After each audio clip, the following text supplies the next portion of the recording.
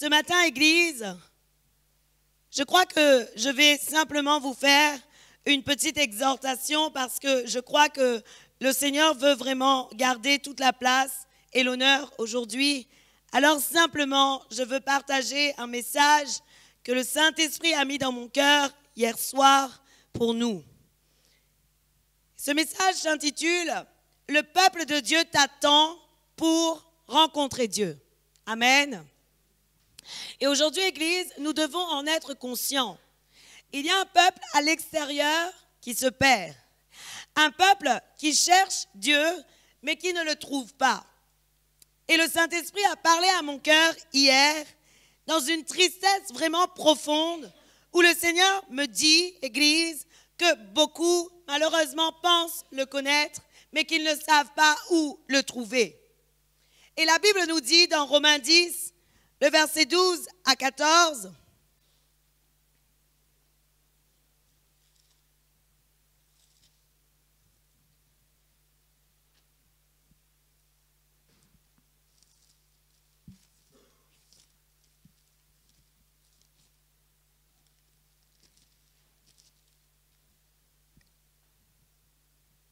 la Bible dit,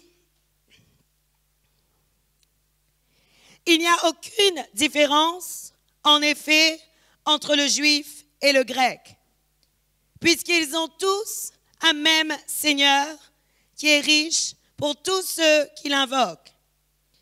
Car quiconque invoquera le nom du Seigneur sera sauvé. Comment donc invoqueront-ils celui en qui ils n'ont pas cru? Et comment croiront-ils en celui dont ils n'ont pas entendu parler? Et comment en entendront-ils parler s'il n'y a personne qui prêche?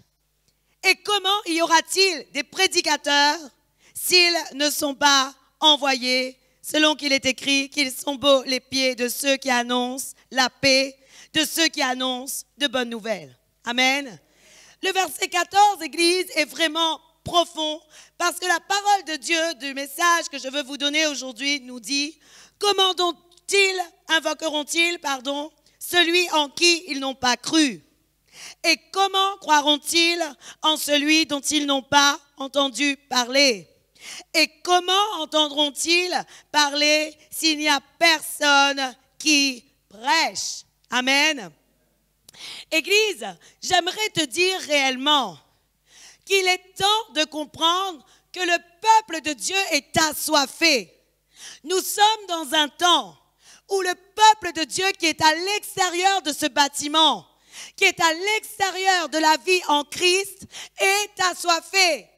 Et Dieu dit dans Isaïe 41, le verset 17, Dieu dit, les malheureux et les indigents cherchent de l'eau et il n'y en a point. Leur langue est desséchée par la soif, mais l'Éternel, moi l'Éternel, je les exaucerai. Moi le Dieu d'Israël, je ne les abandonnerai pas. Amen. Hier, le Seigneur a parlé à mon cœur. Et le Seigneur m'a dit, comprends ceci, les malheureux et les indigents cherchent de l'eau. Et ils n'en ont point.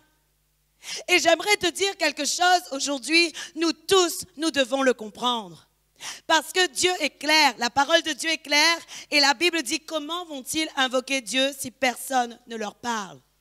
J'aimerais te dire, Église, qu'il y a beaucoup de personnes aujourd'hui qui cherchent un Dieu qu'ils ne connaissent pas. Il y a beaucoup de personnes aujourd'hui qui vont chercher Dieu dans des idoles muettes, qui vont chercher Dieu dans toutes sortes de choses, mais certainement pas dans la parole de Dieu. Et vous savez pourquoi? Parce que beaucoup de personnes leur ont dit, si tu lis la Bible, tu deviendras fou. Et c'est à cause de cela, ils ont la Bible chez eux. La Bible est ouverte, mais la Bible n'est pas lue. Et c'est la parole de Dieu qui sauvera la vie du peuple de Dieu. Et alors, le Seigneur m'a fait comprendre, hier, encore plus. Dieu m'a dit, mon peuple est détruit, faute de connaissance. Vous connaissez tous cette parole, Église. Mais aujourd'hui, Dieu ne veut pas simplement que ça reste une parole.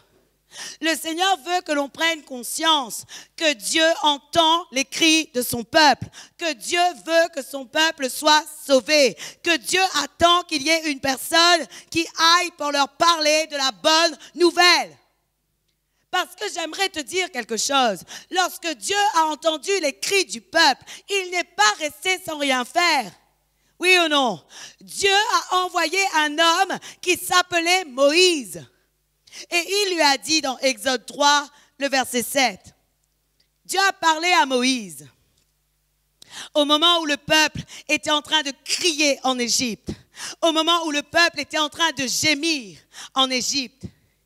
Et Dieu a dit à Moïse, l'Éternel dit, j'ai vu la souffrance de mon peuple qui est en Égypte et j'ai entendu les cris que lui font pousser ses oppresseurs, car je connais ses douleurs. La Bible nous dit que Dieu a dit ensuite, je suis descendu pour les délivrer de la main des Égyptiens et pour le faire monter dans ce pays, dans un bon et vaste pays, dans un pays où coule le lait et le miel, dans les lieux qu'habitent les Cananéens, les Héthiens, les Amoréens, les Phéréziens, les Éviens, les Jébusiens.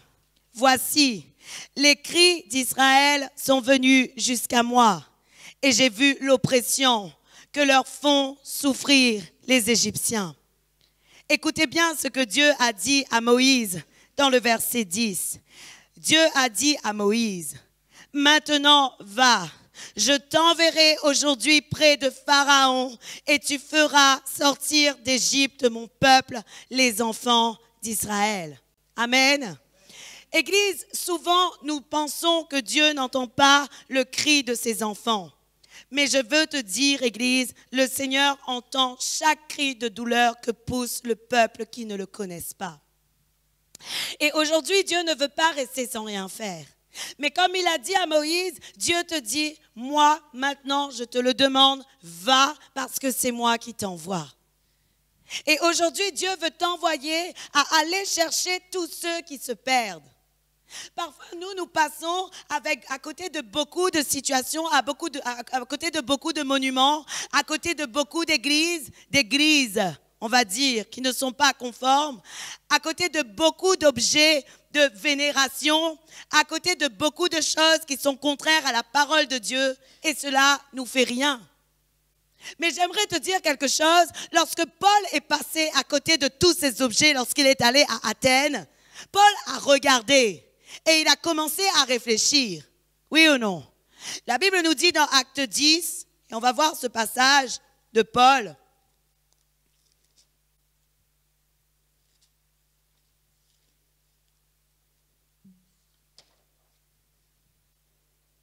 Acte 17, le verset 23.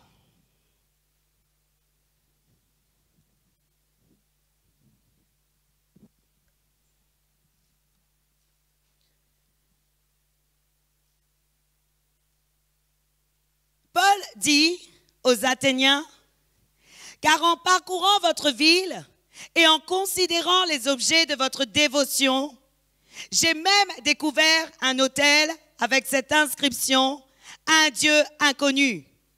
Ce que vous révérez sans le connaître, c'est ce que je vous annonce. » Amen. La parole de Dieu, Église, nous dit que Paul était un envoyé de Dieu. Dieu avait choisi Paul afin qu'il aille prêcher la bonne nouvelle aux non-juifs. Oui ou non? Et alors, qu'est-ce qui s'est passé? La Bible nous dit qu'au moment où Paul est allé à Athènes, Paul était en train de regarder la ville. Et Paul dit, en parcourant la ville et en considérant les objets de leur dévotion, il a découvert un écriteau qui était écrit « à un Dieu inconnu ». Et alors Paul s'est positionné et Paul a dit, « Je viens moi-même vous annoncer ce Dieu que vous ne connaissez pas. » J'aimerais te poser une question aujourd'hui, Église. Comment fais-tu lorsque tu passes dans la ville de Saint-Louis, dans les villes de Saint-Pierre, dans les villes de Saint-André, dans les villes de Saint-Benoît, où tu vois tous les objets de dévotion sur lesquels le peuple prie. Es-tu quelqu'un qui ferme les yeux ou qui fait comme s'il ne voit rien? Ou es-tu prêt à te positionner devant le temple et à leur dire, voilà, vous adorez un Dieu que vous ne connaissez pas, mais moi je suis là pour vous présenter celui qui vous aime. Parce qu'aujourd'hui, le peuple de Dieu, l'Église de Jésus-Christ et nous avons un devoir. Nous avons une responsabilité.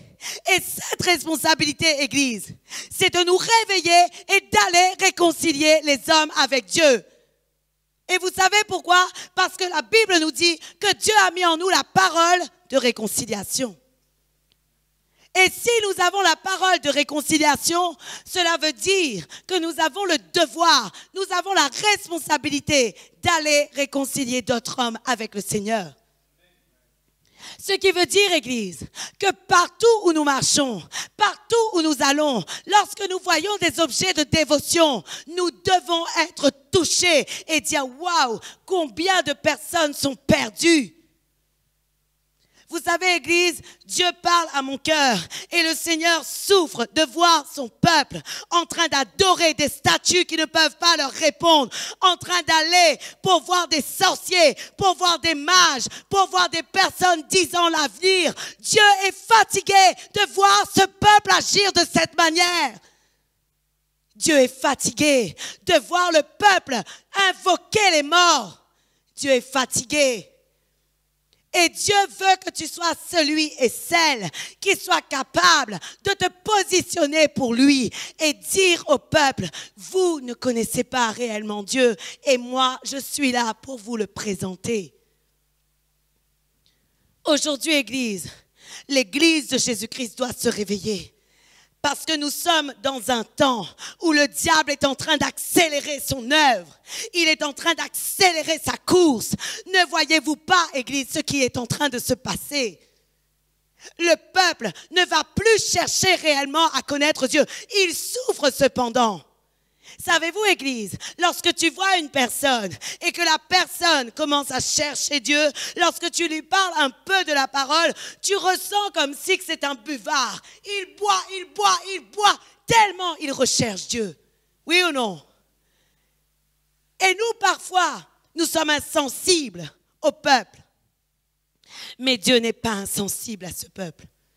Nous aurons tous une responsabilité devant le Seigneur au jour du jugement.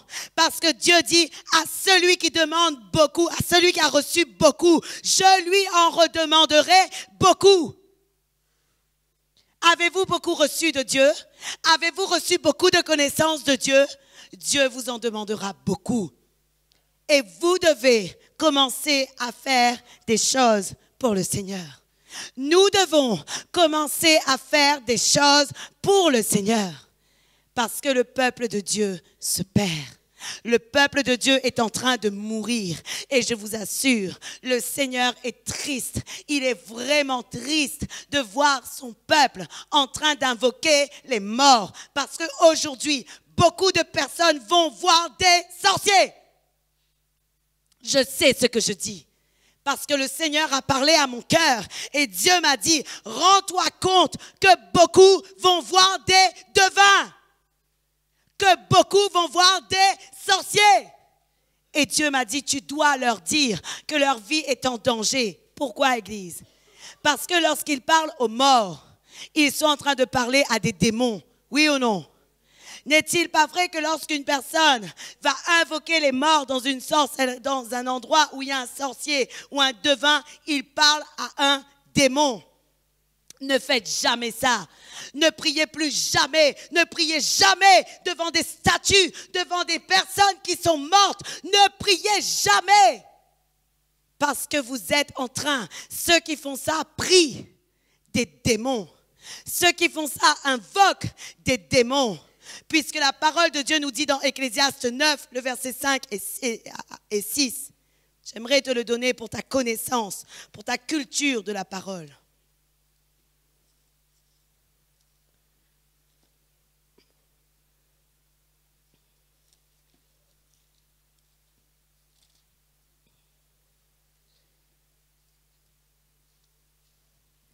La Bible dit,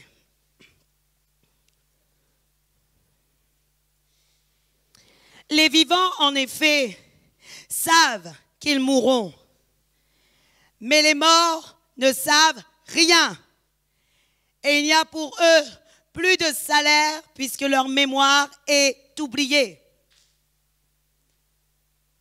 Et leur amour, et leur haine, et leur envie ont déjà péri. Et ils n'auront plus jamais aucune part à tout ce qui se fait sous le soleil. Amen. Qu'est-ce que la parole de Dieu nous dit, Église? La Bible nous dit dans le verset 5, « Les vivants, en effet, savent qu'ils mourront, mais les morts ne savent rien. Et il n'y a pour eux plus de salaire puisque leur mémoire est oubliée. » Et la Bible nous dit, ils n'auront plus jamais aucune part à tout ce qui se fait sous le soleil. Alors j'aimerais te dire, Église, est-il possible aujourd'hui qu'un mort vienne te voir pour dire les choses? Est-il possible qu'un mort vienne te voir pour te révéler des bonnes choses dans ta vie ou des choses qui vont se produire? Non. Puisque la parole de Dieu dit qu'ils n'auront plus aucune part à tout ce qui se fait sous le soleil.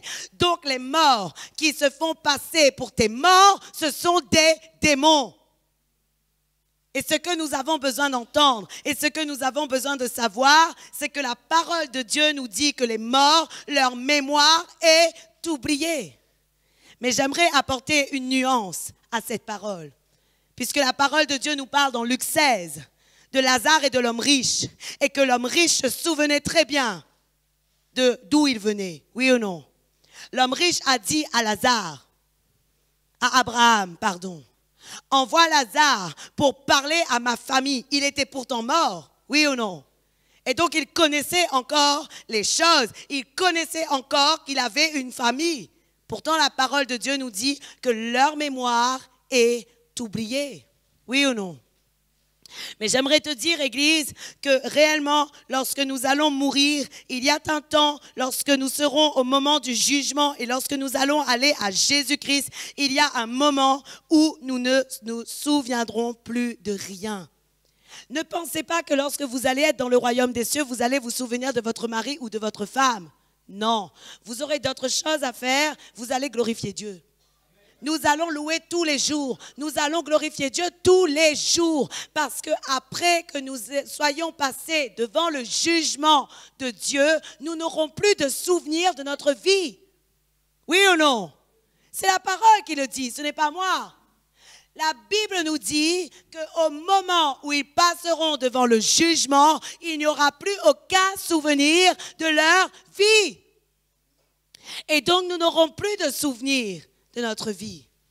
C'était une parenthèse que je voulais vous donner par rapport aux morts, afin que vous puissiez comprendre réellement que lorsque le peuple fait ces choses, sa vie est en danger.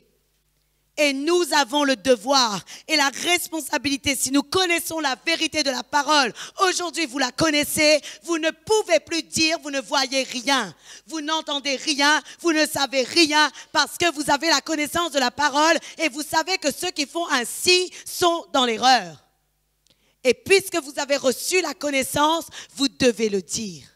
Vous devez l'instruire, vous devez le proclamer, vous devez l'enseigner. Parce que le peuple de Dieu est en train de mourir. Le peuple de Dieu est en train de mourir, Église. Et Dieu ne veut pas que son peuple meure, mais Dieu veut que son peuple soit réconcilié avec lui. Et c'est maintenant qu'il faut parler. Et vous savez pourquoi maintenant? Parce qu'il viendra un temps où les hommes ne recevront plus la parole de la vérité. Nous sommes dans le moment de l'assoiffement. Nous sommes dans le temps de l'assoiffement. Actuellement, présentement, ces jours présents, ces jours-ci, et je ne sais pas pour combien de temps, nous sommes dans un temps où le peuple est assoiffé. Et c'est dans le temps de l'assoiffement qu'il faut commencer à prêcher la parole. Paul avait dit à Timothée, dans 2 Timothée 4, le verset 1er. Paul avait dit à Timothée, « Je t'en conjure, devant Dieu et devant Jésus-Christ, qui juge les vivants et les morts, et au nom de son avènement et de son royaume. Il dit prêche la parole, insiste en toute occasion favorable ou non, reprend, censure, exhorte avec toute douceur et en instruisant. Le verset 3 nous dit, car il viendra un temps où les hommes ne supporteront pas la saine doctrine, mais ayant la démangeaison d'entendre des choses agréables, ils se donneront une foule de docteurs selon leurs propres désirs. Amen. Église, aujourd'hui, ne considère pas ce message comme venant de moi. Parce que si tu considères ce message comme venant de moi, il ne produira rien en toi. Mais si tu sais qu'il vient de la bouche de Dieu et Dieu te dit, lève-toi et va parler à son peuple, alors tu iras. Parce que Paul a dit à Timothée, c'est le moment, prêche en toute occasion, qu'elle soit bonne ou non. Dieu est fatigué de voir son peuple mourir. Et nous devons le comprendre, Église. Dieu a parlé à mon cœur et il a dit, maintenant, il faut que vous vous leviez. C'est maintenant. Dieu m'a donné ce moment. Nous sommes dans le temps de l'assoiffement. Mais il y a un temps qui vient après. Et le temps qui vient après, c'est le temps de l'endurcissement. Voyez-vous, Église, lorsqu'une terre est sèche, elle a besoin d'eau. Et pendant un temps, elle cherche de l'eau, oui ou non? Mais qu'est-ce qui se produit après? À un moment donné, quand elle n'a pas d'eau et qu'on n'a pas d'eau du tout, elle commence à se durcir, elle commence à être dure, elle commence à ne plus laisser pénétrer rien parce qu'il faut qu'elle se suffise à elle-même. Oui ou non? Et alors, dans ce genre de terre, il est absolument impossible de planter quelque chose. Avez-vous été déjà regardé comment la terre agit? Et Dieu m'a montré cette terre, une terre qui est écarquelée, une terre qui est sèche, une terre qui est aride, une terre qui est en train de chercher de l'eau. Mais c'est le moment d'aller leur donner l'eau vive parce que vous avez la vie. La Bible dit celui qui a Jésus a la vie. Et la Bible dit que vous avez des fleuves d'eau vive en vous. Mais Dieu ne vous a pas donné ce fleuve pour rester assis là. Et le lundi, le mardi, le mercredi, la journée, le jeudi, le vendredi, le samedi, vous n'en faites rien avec. Dieu veut aujourd'hui qu'on prenne conscience. Paul avait dit à Timothée, insiste en toute occasion, favorable ou non. En gros, que tu sois persécuté ou pas, que les gens veulent t'écouter ou pas, que ce soit le moment, dans une circonstance où tu es dans le travail ou pas, prêche en toute occasion. En toute occasion, il dit favorable ou non, reprend, censure, exhorte avec douceur et en instruisant. Autrement dit, ce que Paul disait à Timothée, ne sois pas dur, mais sois doux. Et d'ailleurs, lorsque Jésus a envoyé les apôtres, il a dit, je vous envoie comme des brebis au milieu des loups. Soyez doux comme la colombe, mais prudents comme le serpent. C'est ce que Jésus avait dit aux apôtres. Et lorsque nous sommes des envoyés de Dieu, nous devons être doux. Nous ne sommes pas appelés à juger, mais nous sommes appelés à reprendre. Reprendre selon la connaissance, reprendre selon la vérité. Nous sommes appelés à censurer. Censurer veut dire corriger, condamner ce qui n'est pas conforme à la parole de Dieu. Nous sommes appelés à exhorter, encourager et nous sommes appelés à instruire, c'est-à-dire à enseigner, Église. Oui ou non? Mais encore faut-il que le peuple de Dieu connaisse la parole de Dieu pour faire ce que la parole leur demande de faire. Aujourd'hui, je vous le dis, Dieu nous dit qu'il est temps, c'est le moment, Église, d'aller apporter la vie à ceux qui se perdent. Allez apporter la vie à ceux qui se perdent. N'allez pas lui dire, tu es catholique, c'est pas bien. Il ne t'écoutera plus. Mais présente-lui le Dieu vivant, présente-lui le Dieu d'amour, présente-lui le Dieu qui l'aime, présente-lui le Dieu qui l'a sauvé, présente-lui le Dieu qui peut tout, présente-lui le véritable Seigneur, le véritable Sauveur. Parce que c'est ce que nous devons faire, Église. La Bible nous dit, Église, que toute écriture est inspirée de Dieu et qu'elle est utile pour enseigner, pour convaincre, pour corriger et pour instruire dans la justice. Ce qui veut dire que toute la parole de Dieu nous servira. Il y a des gens, parfois, ils disent, moi je ne vais pas dans la première alliance parce qu'on n'est plus sous la loi. Mais j'aimerais te dire quelque chose. La première alliance se comprend à la lecture de la seconde et la seconde a des précisions à la lecture de la première. Donc, si tu ne lis pas la première, tu ne lis que la deuxième, il y a des choses et des révélations de la parole de Dieu que tu ne pourras jamais recevoir. Parce que le Seigneur est venu et toute sa parole est parfaite. Amen. Toute la parole de Dieu, la Bible dit, toute écriture est inspirée de Dieu. S'il y avait une écriture qui n'était pas bonne, il nous aurait dit, non, le premier départ, ce n'était pas bon. Mais non, la Bible dit toute écriture est inspirée de Dieu et utile pour enseigner, pour convaincre, pour corriger, pour instruire dans la justice. Aujourd'hui, Église, je vous le dis, le Seigneur attend que nous puissions moissonner et semer. Savez-vous, Église, hier, le Seigneur me donnait pour compléter ce message, Jean 4, le verset 35 et 36. Et vous savez, la Bible nous dit, et ce passage de Jean 4, le verset 35 et 36 commence par « Ne dites-vous pas qu'il y a encore 4 mois jusqu'à la moisson ?» Et je connais ce passage, je le connais très bien. Mais au lieu de lire « Ne dites-vous pas qu'il y a encore 4 mois jusqu'à la moisson ?»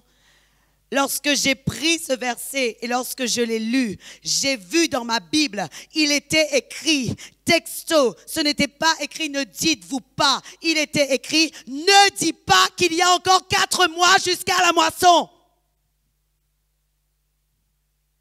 Et Dieu me faisait voir qu'il fallait arrêter de dire il y a encore du temps. J'ai regardé une deuxième fois. J'ai dit, mais non, ce passage, il est écrit, ne dis pas. Et Dieu a parlé à mon cœur. Il a dit, je te le dis, arrête de dire qu'il y a encore 4 mois jusqu'à la moisson. Il dit, voici, je vous le dis, levez les yeux et regardez les champs qui blanchissent pour la moisson. Celui qui moissonnera reçoit un salaire et amasse des fruits pour la vie éternelle, afin que celui qui sème et celui qui moissonne se réjouissent ensemble. Aujourd'hui, nous sommes comme des petits-enfants. Je vais vous le dire. Savez-vous pourquoi je dis comme des petits-enfants?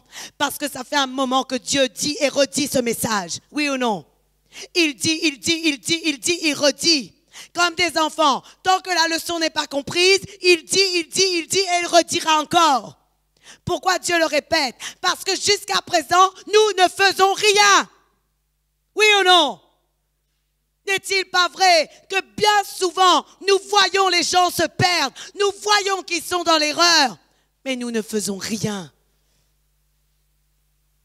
Mais Dieu ne te demande pas de convaincre les cœurs. Parce que celui qui convainc, c'est le Saint-Esprit. Dieu te demande de semer et de moissonner. Dieu te demande de semer et de moissonner. Dieu te demande de semer et de moissonner. C'est simplement ce que Dieu te demande. Dieu ne demande pas convainc. Non. Dieu te dit sème et moissonne. Moissonne celui qui veut être moissonné et sème dans la vie de celui qui n'est pas prêt à être moissonné. C'est le moment. C'est aujourd'hui que nous devons le faire. C'est maintenant. Parce que nous sommes dans le temps des semailles et dans le temps des moissons. Nous sommes dans ce temps-là. Mais il y a un moment où les cœurs seront très endurcis. Alors nous disons, Seigneur, sers-toi de moi. Et lorsque Dieu veut te servir, veut se servir de toi, malheureusement, lorsqu'il envoie vers toi quelqu'un qui est perdu, bien souvent tu dis, oh, pitié, hein? Mais tu n'es pas prêt à lui donner la bonne nouvelle que le Seigneur a à te donner, que le Seigneur a mis en toi.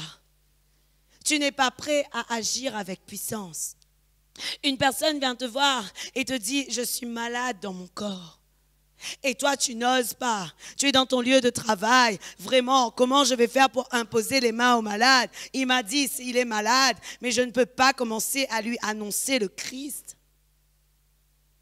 Même les personnes que tu vois dans l'erreur, qu'attends-tu pour aller les voir et leur dire, j'aimerais bien vous présenter le Dieu que vous ne connaissez pas.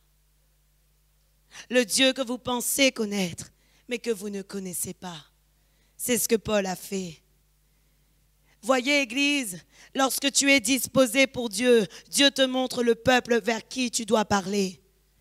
N'est-il pas vrai qu'à un moment donné, un Macédonien est apparu à Paul dans son rêve et que Paul a dit, waouh, il faut que j'aille à Macédoine. Les gens ont dû lui dire, Paul, qu'est-ce qui t'arrive? Ce n'était pas prévu ça dans la destination.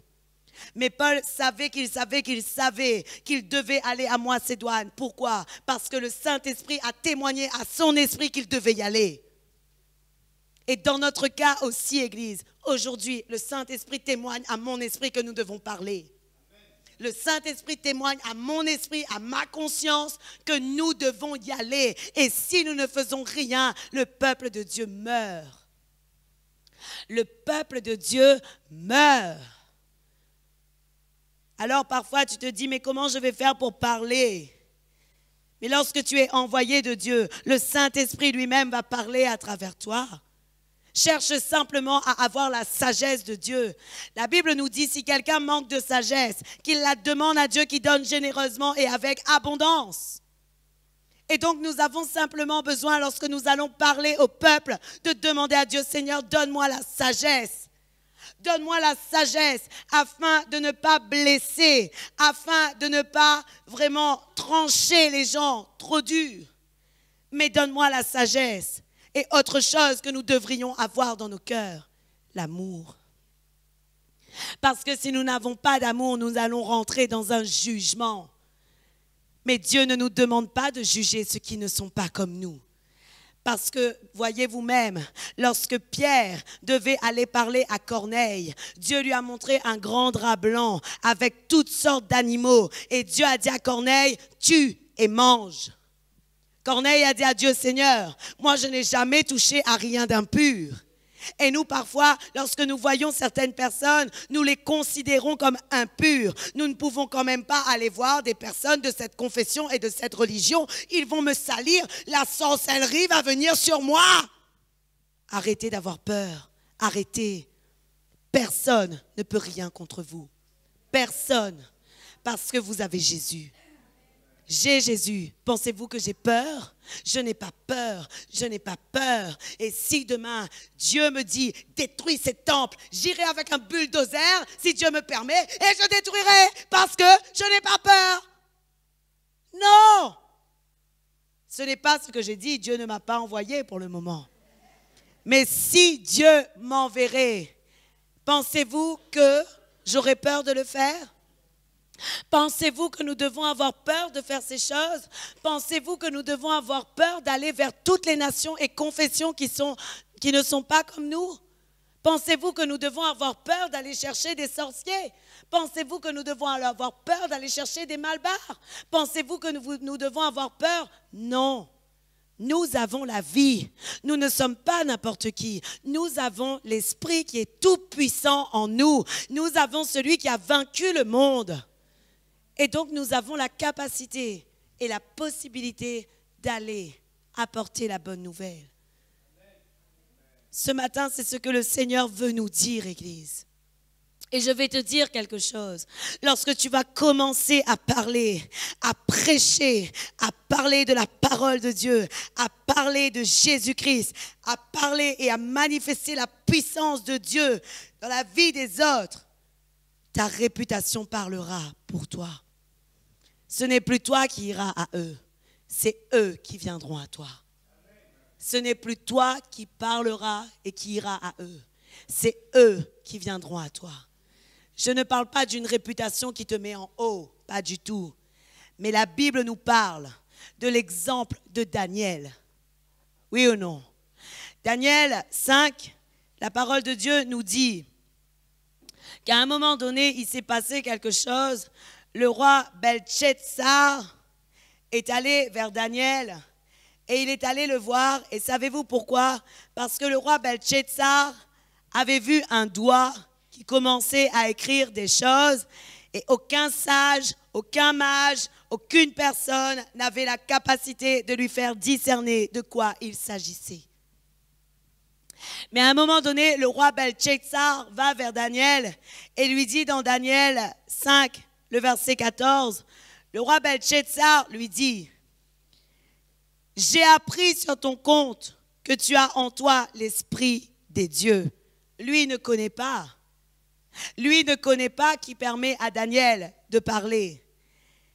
Et qu'on trouve chez toi des lumières, de l'intelligence et une sagesse extraordinaire. J'aimerais te parler, Église. J'aimerais parler à ton cœur et j'aimerais que tu entendes. Viendra le moment où le monde viendra te chercher parce qu'ils auront entendu et ils auront entendu de toi quand toi tu as l'Esprit de Dieu et qu'il y a en toi des lumières, de l'intelligence et une sagesse extraordinaire. Et c'est à cause de cela que le monde viendra vers toi.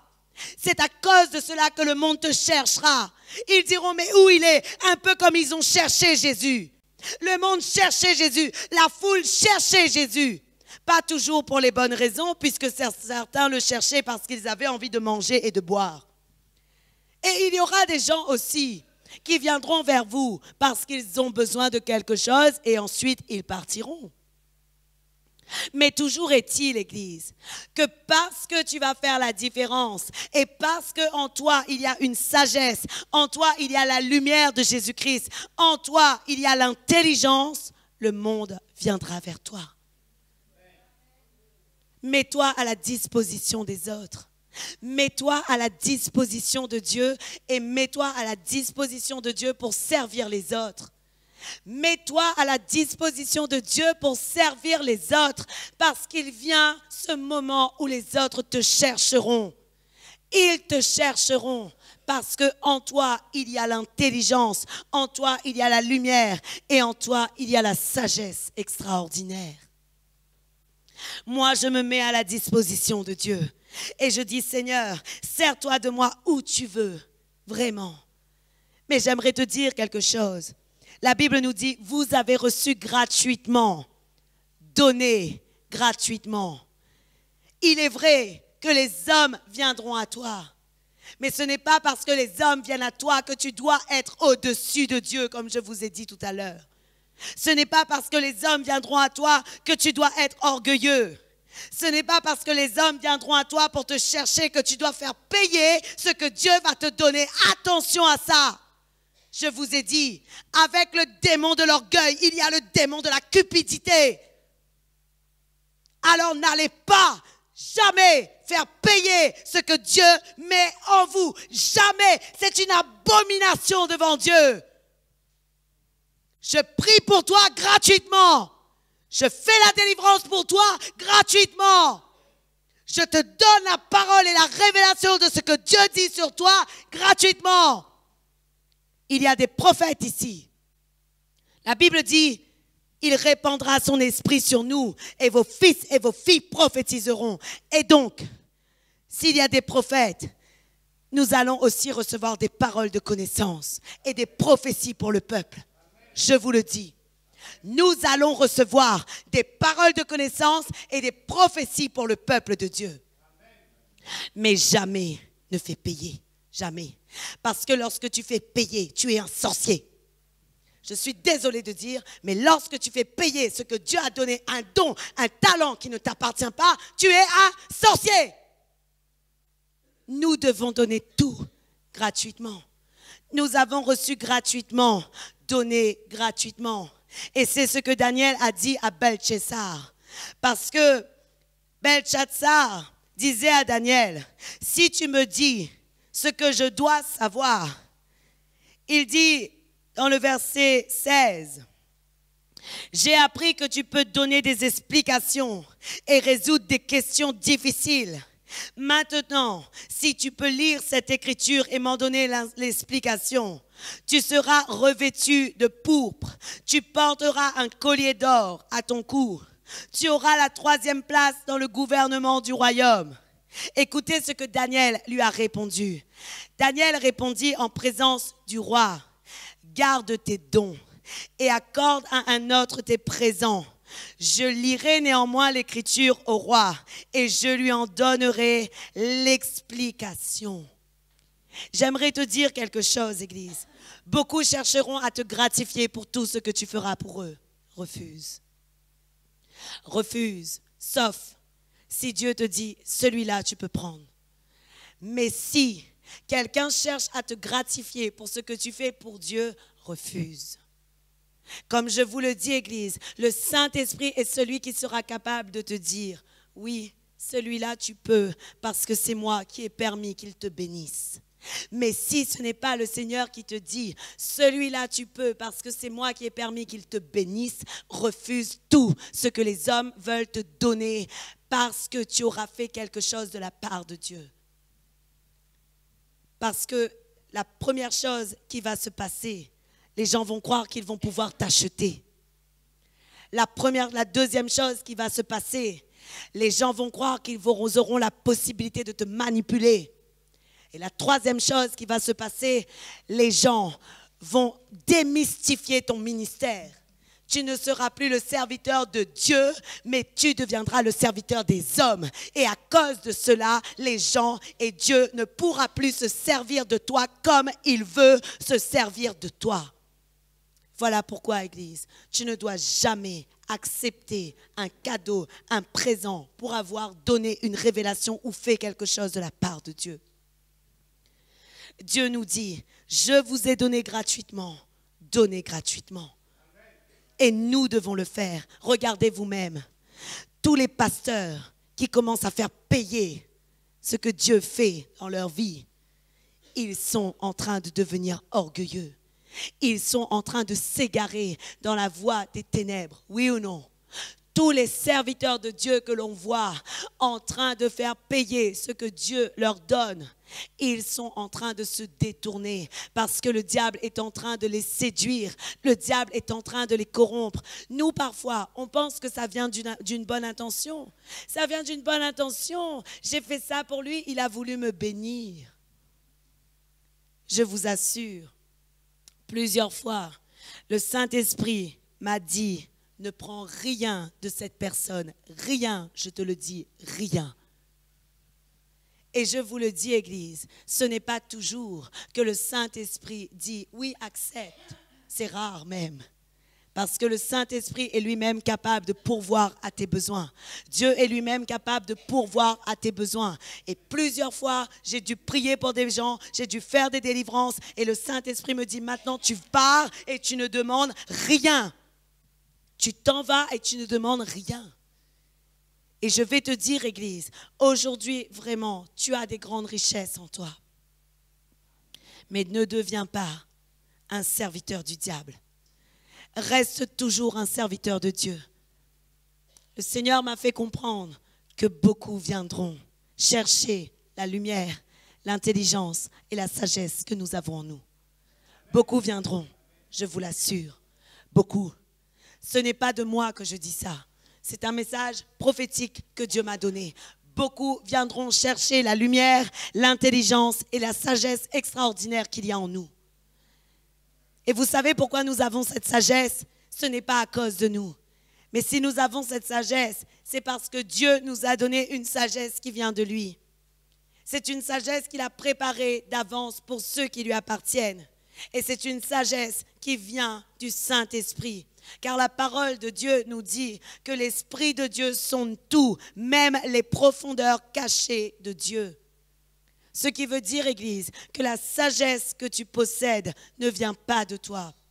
L'intelligence et la connaissance que tu possèdes ne vient pas de toi. Vous savez, Église, souvent je dis au Saint-Esprit, pardonne-moi si je t'ai offensé. Vous savez pourquoi? Parce que je sais qu'au moment même où j'offenserai le Saint-Esprit, au moment même où je l'attristerai, ce qui va se passer, c'est que je n'aurai plus rien en moi à donner. Pourquoi?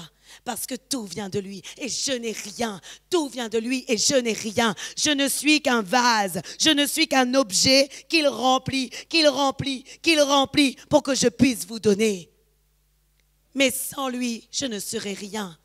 Voilà pourquoi je dois collaborer avec lui. Et voilà pourquoi tu dois collaborer avec lui. Accroche-toi au Saint-Esprit. Même tu n'as rien, collabore. Fais un avec lui.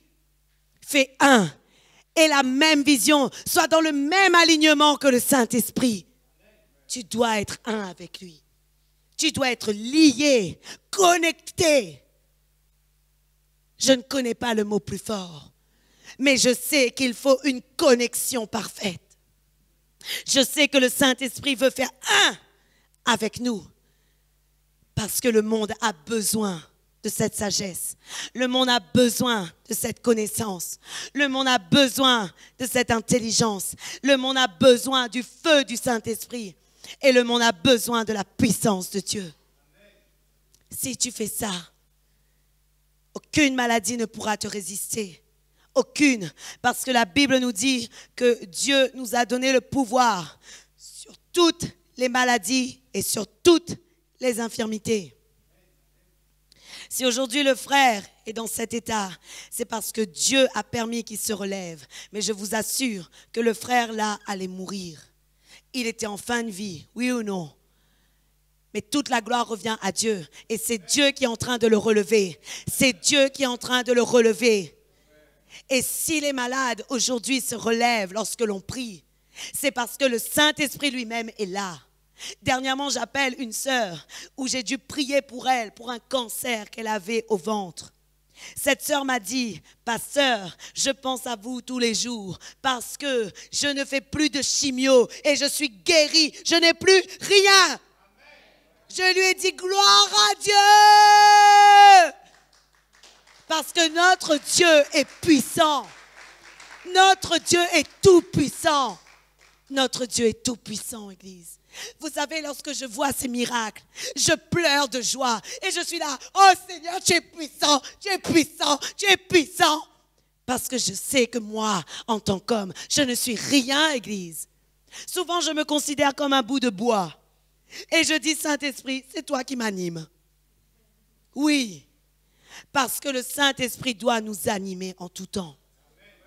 Et pour pouvoir prêcher, pour pouvoir parler, pour pouvoir aller sauver le peuple, tu as besoin du Saint-Esprit. Et alors, qu'est-ce que Dieu dit? Dieu nous dit que l'heure est venue aujourd'hui d'enfiler les chaussures de zèle pour aller annoncer l'évangile de la paix. C'est le moment. Aujourd'hui, Dieu veut que tu enfiles tes chaussures.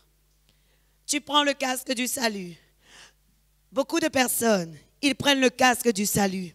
Ils prennent la cuirasse de la justice. Ils prennent le bouclier de la foi. Ah, ça, les gens, ils aiment bien. Bouclier de la foi, ouais. Épée de l'esprit, ouais. Mais il n'y a pas que ça dans l'armure d'un guerrier de Dieu. Le bouclier de la foi, on le connaît. On a besoin de lui. Oh là là, si le diable m'attaque, je vais vous dire, je n'ai même plus peur de ces attaques. Il n'est rien pour moi parce que le Saint-Esprit est en moi.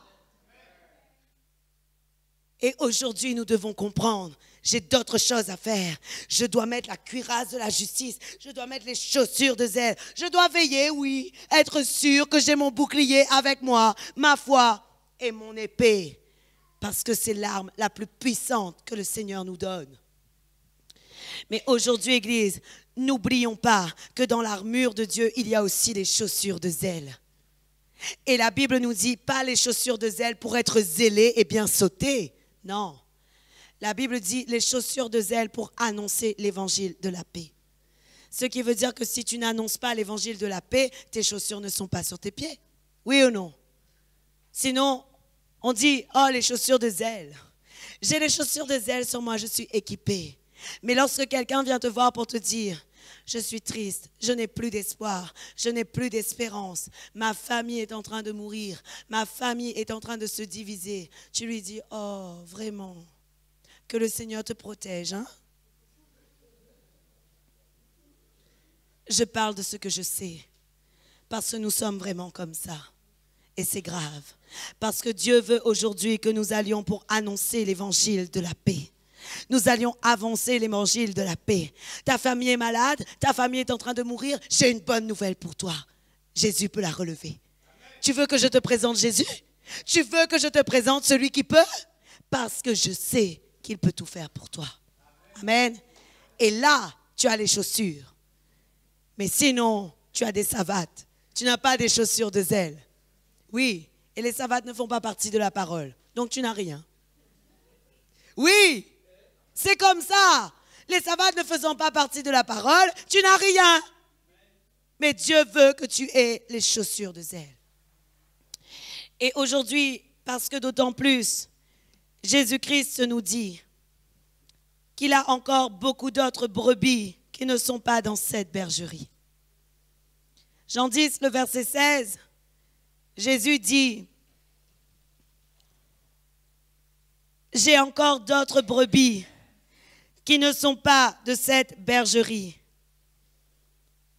Celles-là, il faut que je les amène. Elles entendront ma voix et il y aura un seul troupeau et un seul berger. » Amen. Voyez-vous ce passage, Église? Jésus dit, « Il manque encore des brebis dans ma bergerie. » Mais Jésus dit, « Il faut. » C'est un devoir. Son cœur lui dit qu'il faut qu'il ramène les brebis. Et il dit, « Elles entendront ma voix et il y aura un seul troupeau et un seul berger. » C'est par toi que Jésus veut parler. Il y a des gens, oui, leur conversion vient directement de Jésus. J'en suis la preuve. Personne, il y a très longtemps, personne ne m'a parlé de Dieu. C'est Jésus lui-même qui s'est révélé à moi et depuis l'âge de 6 ans physique.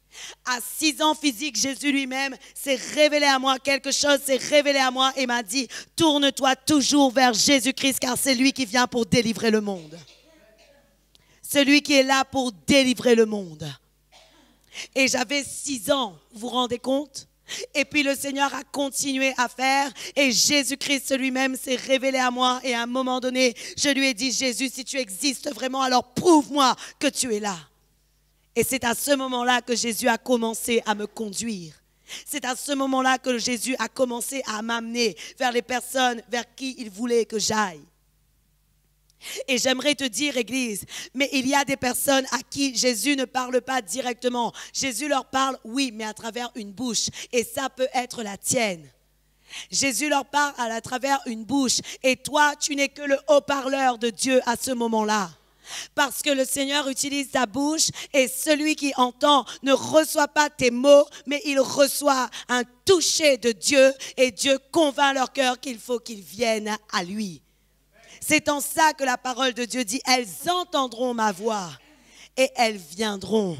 Et Jésus dit, il y aura un seul troupeau et un seul berger. Oui, Église, un seul berger. Pourquoi? Parce que même votre berger a un seul berger, c'est Jésus. Même les bergers ont un berger qui est Jésus. Même nous, en tant que pasteurs, nous avons le seul et grand berger qui est Jésus-Christ. Personne n'est un électron libre. Personne. Tout le monde est soumis à une autorité. Le berger a l'autorité divine. Oui, vous aussi à l'autorité divine et à l'autorité du berger. Et c'est comme ça. Mais si le berger n'est pas soumis à l'autorité divine, alors quittez l'église.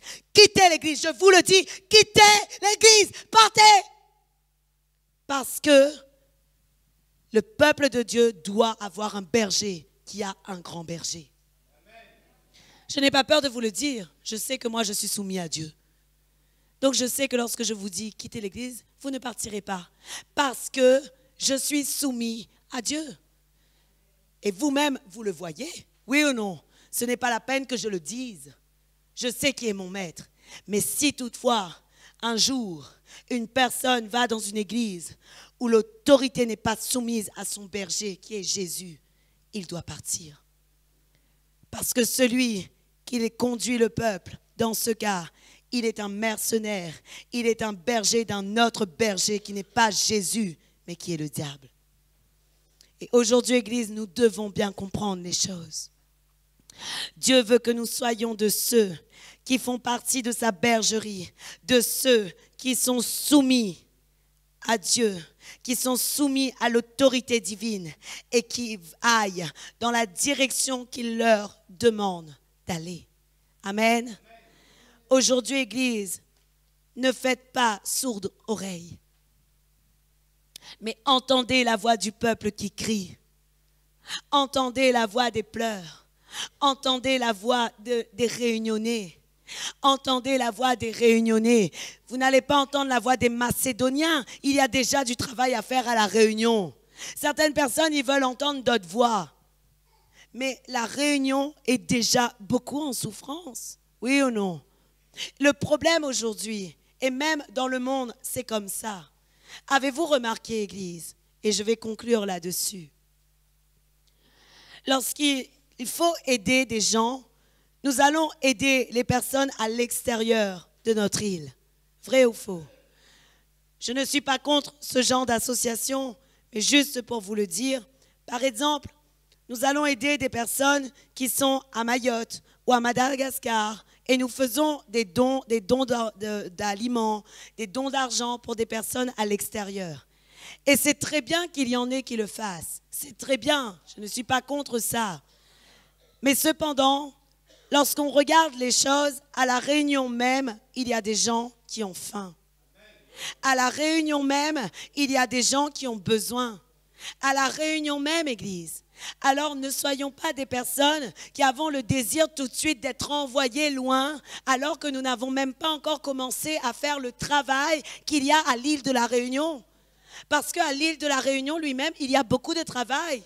Et nous, des fois, nous avons à cœur de partir en Afrique, à cœur de partir à Maurice, à cœur de partir à Madagascar, à cœur de partir à Mayotte, sans d'abord commencer le travail à l'île de la Réunion. Mais la Réunion a besoin de toi. La Réunion a besoin de toi. Alors ne commence pas à chercher à être déporté lorsque tu n'as pas encore fait le travail, exporté, pardon, lorsque tu n'as pas encore fait le travail sur ton île. Le Seigneur a parlé à mon cœur pour ça. Et le Seigneur me dit, pourquoi veux-tu aller loin lorsqu'il y a déjà des choses à faire ici? Commence à faire le travail ici. Implante solidement les choses. Et je t'enverrai ensuite moi-même. Vous avez le désir d'aller loin? Oui, mais tout homme de Dieu qui ont réussi à faire ce que Dieu leur a demandé, ils ont d'abord commencé là où Dieu les avait implantés.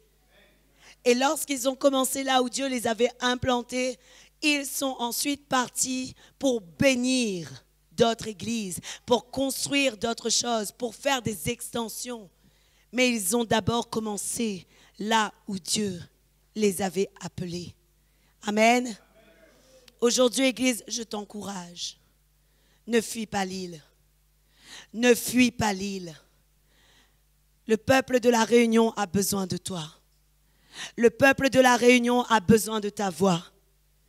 La Bible dit qu'il est bon d'entendre et de recevoir la parole d'un envoyé de Dieu, d'entendre les messagers de la bonne nouvelle, qu'il est bon d'entendre les messagers de la bonne nouvelle.